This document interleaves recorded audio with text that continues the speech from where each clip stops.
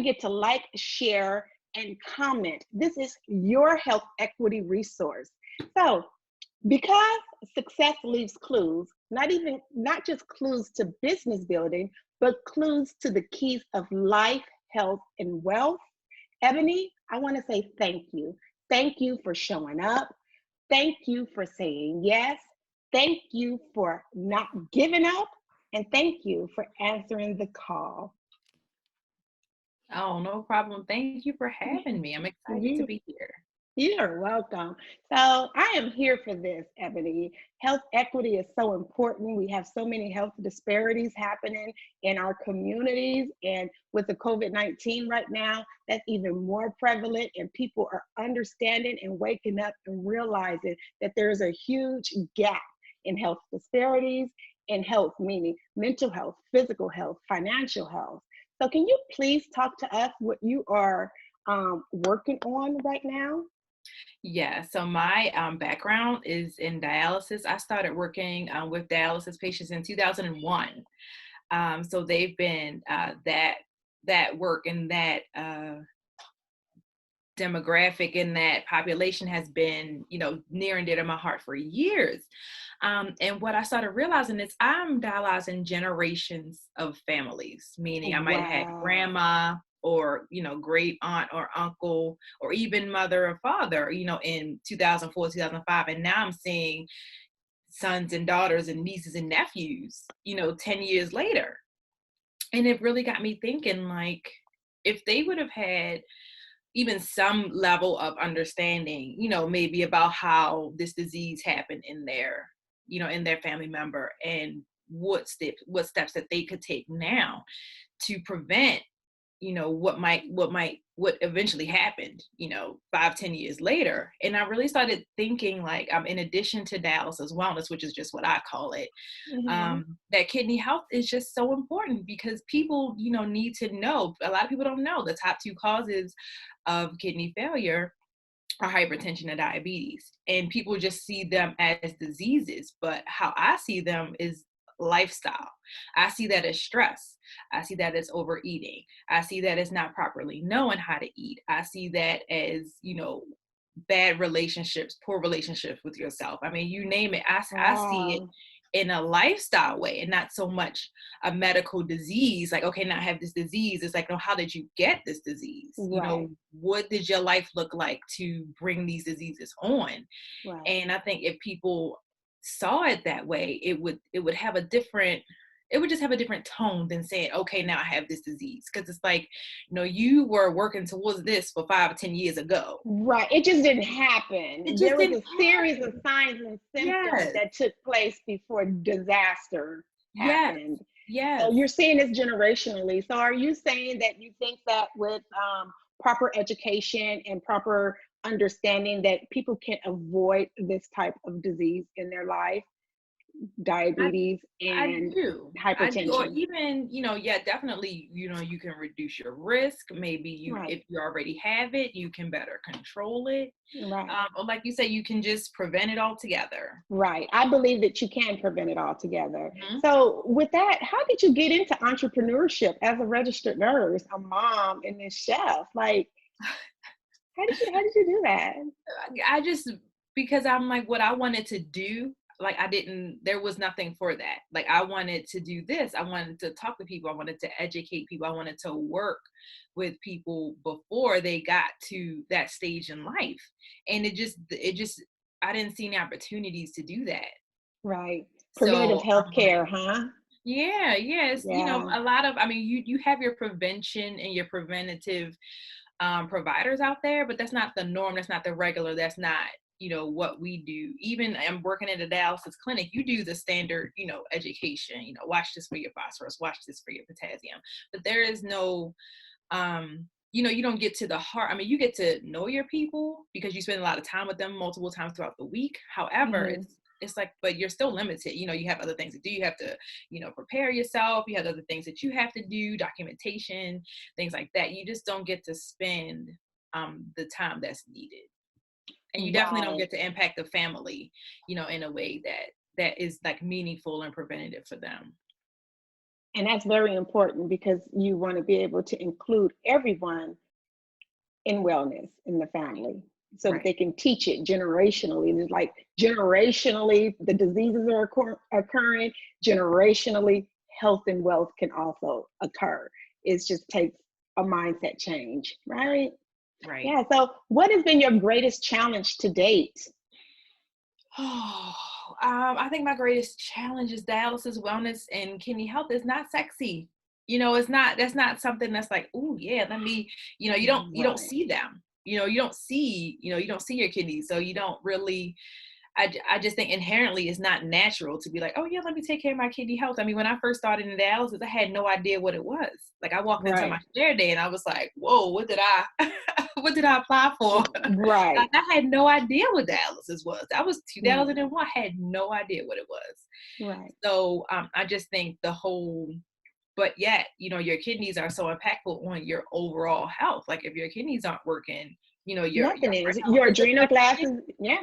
your The bones adrenal are glands are there. affected. Right. Yeah, Everything. everything is affected. And it's like, and I don't think until people get to that point, they really understand that. And I'm like, no, I think the education and the advocacy and the prevention needs to happen now. I don't know. I think that it does need to happen. I totally agree with that.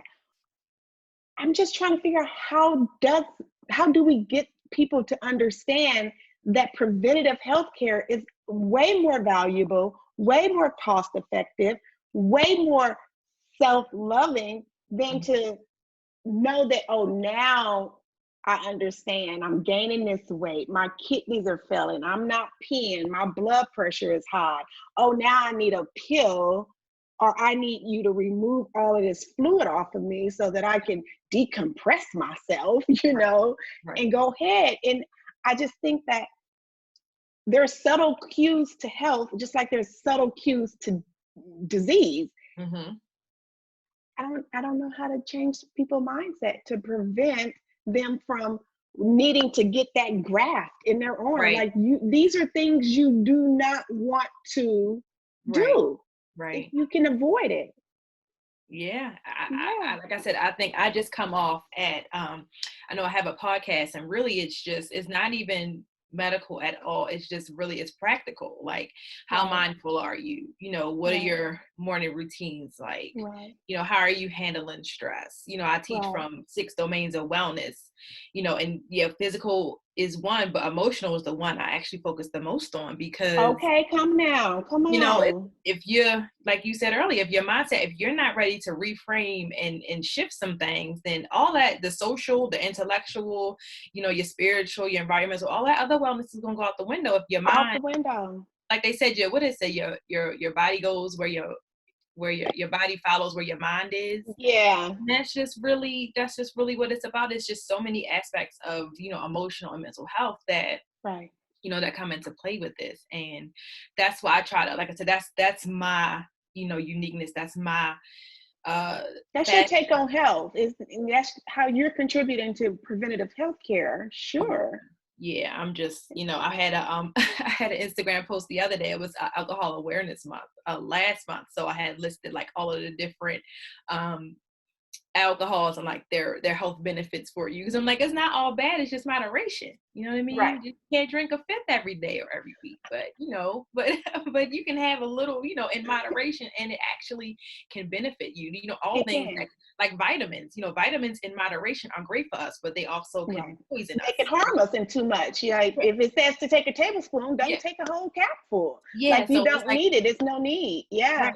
It's just that, it's just finding that and understanding that. And that's where that intellectual wellness piece comes in, because you have to do some homework. You have to do some digging. You have to trial and error to know, oh, this might work for me. This might not work for me. This did not work for me, and be okay with that. I see so many people give up because they see somebody else do something and it didn't work for them. And it's like, because it might not work for Right. you, but Right. keep Or it trying. may take a little bit longer time for it to Right. work for you, or for you to even appreciate how you're no longer feeling. It's not Right. about what you feel, but that you're no longer feeling something. Right. And it takes time for you to kind of look back, and it's like, oh, I'm Yeah. not getting that ear pressure. Like, my blood pressure must not be as high, or Exactly. I'm using the bathroom a little bit more regularly. This was great. Mm-hmm. So how Yep, do my you skin is balance it clearing all? up. I'm not as, my complexion is better, whatever the case may be. Right. Because those are signs of health, Yeah. Yep. clear skin, healthy hair, and, Yep. energetic throughout the day. And Yep. yeah. How do you balance it all? I mean, it's tough being a registered nurse all by yourself, and then you have a husband and children and a podcast, and you are concerned for your community generationally, which is Right. amazing.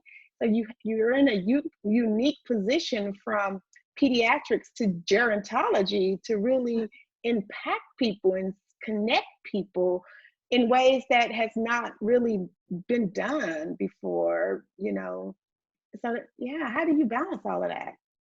In the beginning, I didn't do it well. I dove so deep into business, and it was like every waking clear moment, this is all I did, and researching and learning things and, all of that stuff. But I did eventually learn that I had to, had to come up for air every now and Right. then.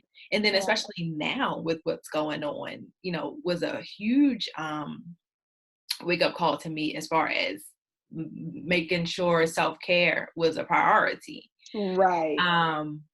Because I was just like, doing this, doing that, like doing a whole lot of different things at probably like 15%, and I was doing a bunch of nothing, it felt like, essentially. Right. So I really had to, I read this book called Atomic Habits. Mm-hmm. Atomic Habits. Amazing book by James Clear, and he has this one of the best newsletters that I get in my inbox and make sure I read every week. And one of the sayings, he talked about something, it was in the book, and he was just saying how you need to give 100% to everything that you're doing, because that's what balance is. Balance isn't trying to do 50 things at once. Balance is, right. If you're doing, if you're working on your business, do that 100%. If you're chilling, do that 100%. If you're spending time with your family, do that 100%. Right. And that really, especially in these times where, distraction is like what's keeping a lot of us sane. So are you saying to stop multitasking? I'm saying, yeah, I think so. I'm saying, so if you're sitting down doing one thing at a time, do that one thing. Is that where or at least if you're doing that one thing, focus on that one thing. You can have 15 things to do. So if you have 15 hours and you want to spend 1 hour doing each thing, then spend that 1 hour doing each thing. Don't spend that 1 hour working on all 15 things. I totally agree. Because I'm a multitasker. I don't think I ever will not be one, but I think I will never be the multitasker I was in the past, which was just not. It's exhausting. Yeah. Yes, I'm a more definitely focused and intentional. And it took a moment to get there. Like it doesn't happen overnight. No, I used to tell my children, they were like, "You're having this panic or anxiety attack, having to sit down and do this one thing," and they're like, "I'm thinking of this, and that." I said, "Well, give it the attention. Just write it down and then go back. Like you don't have to stop and do that, but your mind is giving you some pointers and some tips. So just write it down and then go back to what you were doing, because you are the master." Right. It's coming in. You don't want to forget it because it's important. It's a thought that you didn't create that came to you. So you want to jot that down. Right. So, Eboni, what is one word of advice you would give to the younger version of yourself? To be more mindful. That has just been the lesson of life for the past 5 years for me, is because I've always been a planner. Like I felt like I always lived my life 3 to 5 years ahead of where I actually was. And it's stressful.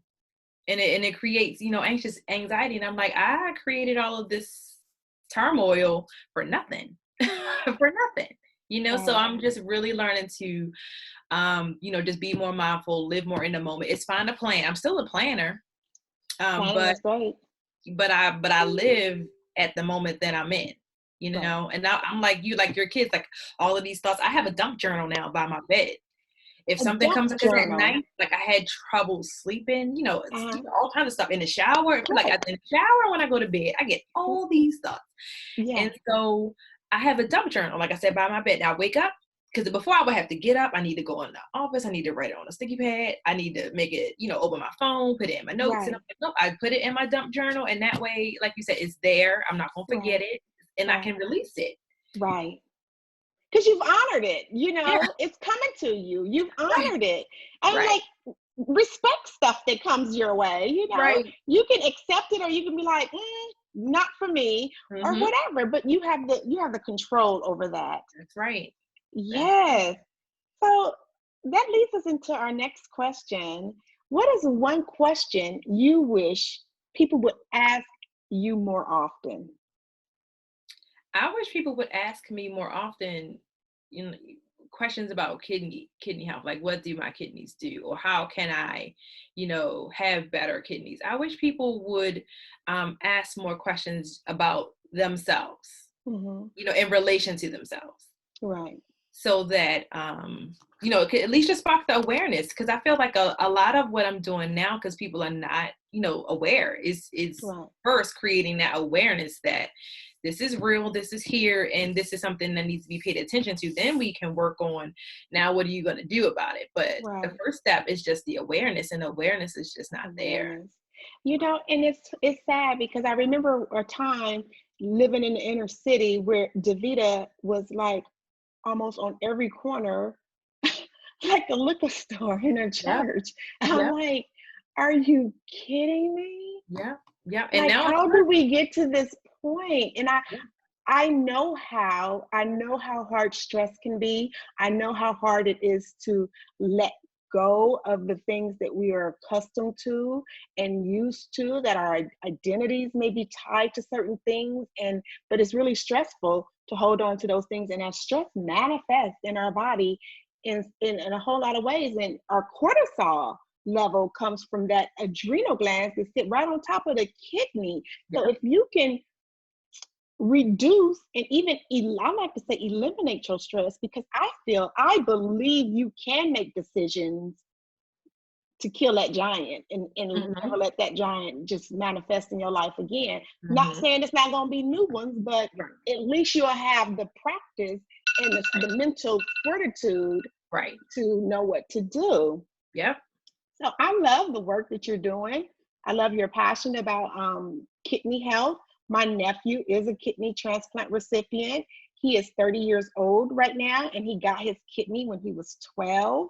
Oh, amazing. Yes. And That is he amazing. is, for the first time, in rejection right now, but it's a slow rejection. And so I think even teaching people about different stages and, you know, what comes along with that. And I think if people knew how long it takes to get a kidney, because it's a hot commodity out Yeah. there, then they Yeah. will probably begin to reduce stress behaviors then. Hmm. So, Yeah. Because and not all of it is from stress. Like my nephew's, his erythropoietin just quit producing. And by the time they found out, like, he was in dire kidney failure, and it was the doctor's fault for not testing why this little boy keep needing iron pills. right. Right. So, we don't know. I feel like it's a huge disservice that community-based doctors are practicing medicine without registered nurses. Um, I think it's just sad.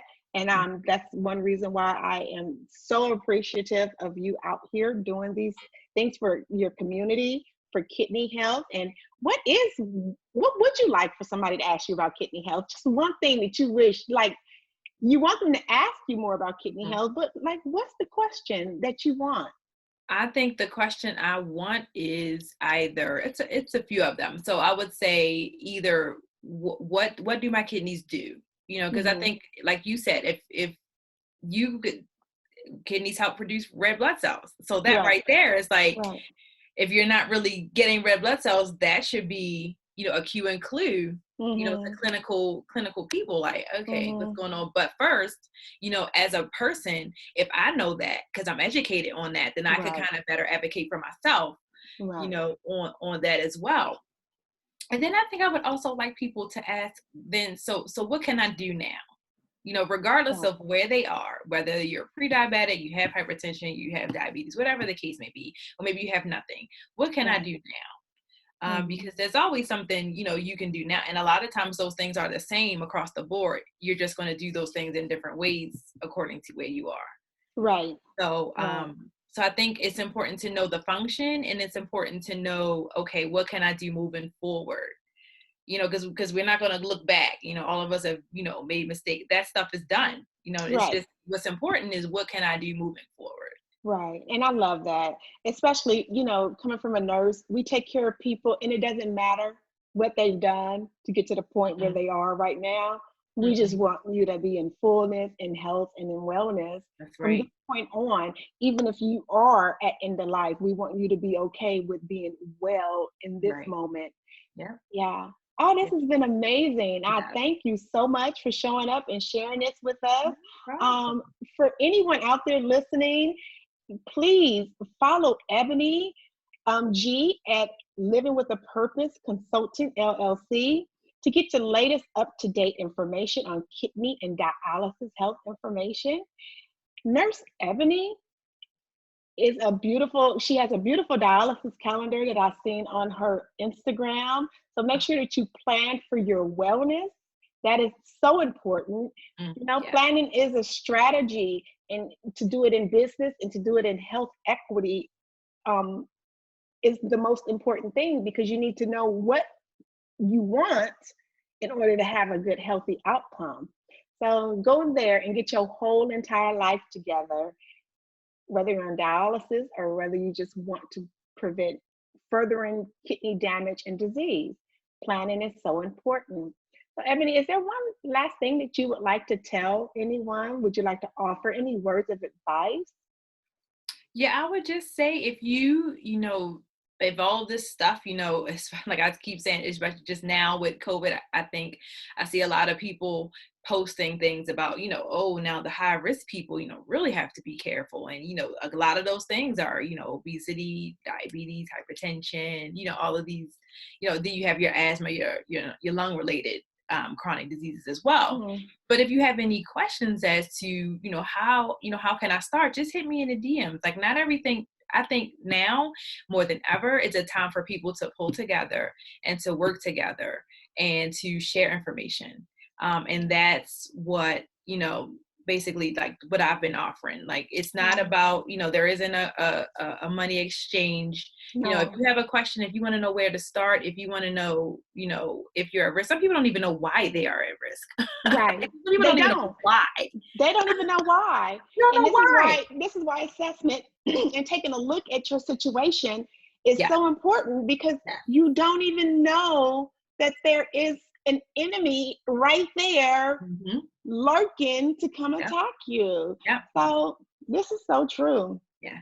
Oh, wow. And that's, one reason I was just like, what can I do to serve like right now? And so Hmm. I thought about talking to Amazing Doers so we can get these resources out that you were talking about, and just sharing information Right. so people can find the tools that they need to Yeah. do more, be more, and achieve more. Yeah. So, follow Your RX for Life on social media and Facebook for more live interviews with amazing doers, group training, and health equity plans.